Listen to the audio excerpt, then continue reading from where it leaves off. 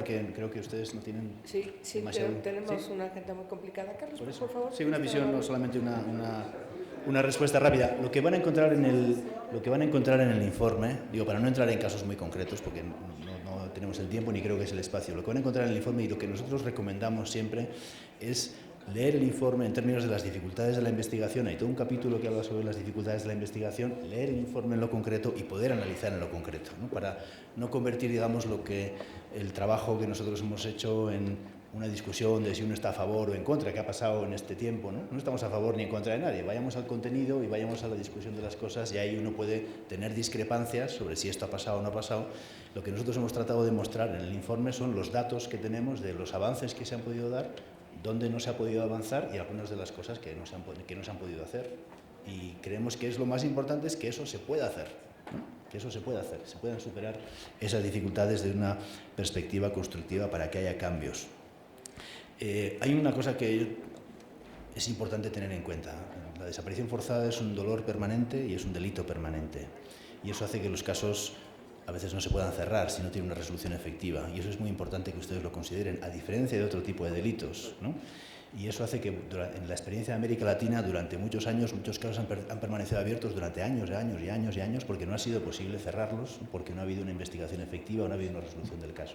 Esto es muy importante, que haya una resolución del caso. En el caso de Ayotzinapa es muy importante que haya una resolución del caso, así como en los otros casos de personas desaparecidas. Es muy importante tener en cuenta esta situación. No pensar que esto es un problema de un sexenio o de un gobierno, sino que esto son elementos que van a tener un impacto a medio plazo para los próximos 15 o 20 años en México. No se van a acabar, desgraciadamente, por el impacto que estamos viendo que sigue teniendo ese fenómeno, y no hay que perder esa perspectiva, ¿no?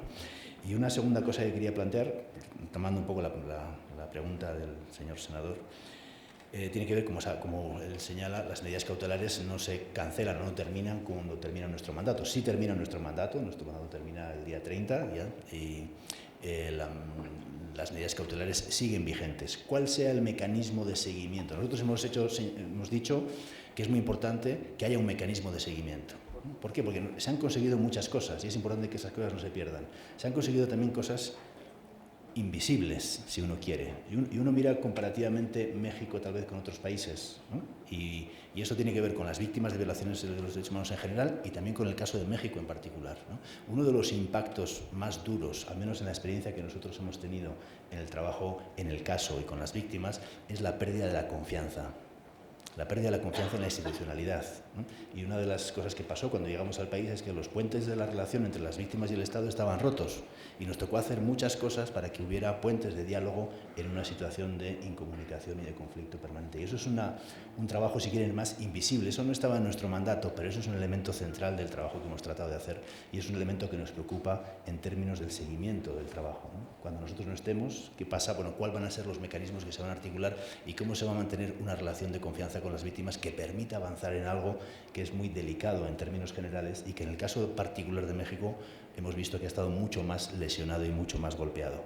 ¿Cuál va a ser ese mecanismo? No lo sabemos, ¿no? Consideramos que tiene que ser un mecanismo que tenga en cuenta el trabajo que se ha hecho, ¿no? Nosotros dejamos numerosas recomendaciones en este trabajo que deberían ser parte del seguimiento del caso.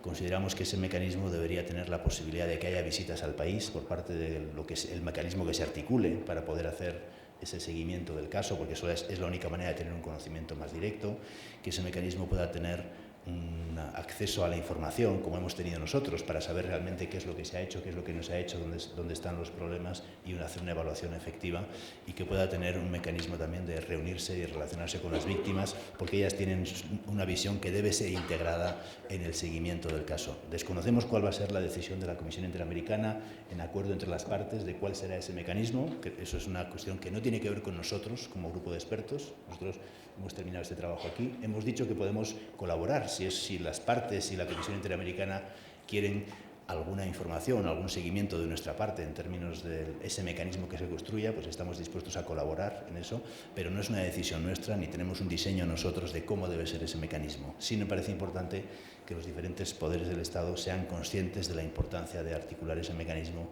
y que contribuya al seguimiento de las recomendaciones y que contribuya a mantener esos espacios de confianza que se han logrado, y ojalá una resolución efectiva del caso, superando las dificultades que ha habido, porque, como les digo, si no hay una resolución del caso, el caso va a seguir abierto durante mucho tiempo y va a perseguir a México durante mucho tiempo, y eso es muy importante también, que los familiares puedan tener, digamos, una respuesta, ¿no? A veces uno piensa en la reparación a las víctimas. Lo que es más reparador para las víctimas de desaparición forzada es saber la verdad, saber qué pasó y saber dónde están sus seres queridos. Eso es lo más importante. Después uno puede hablar de otro tipo de reparaciones, pero eso es lo más importante en esos casos, y no hay que perder la perspectiva cuando uno analiza las leyes que tienen que ver con desaparición, reparación, etcétera, y lo que va a venir en este caso en el futuro.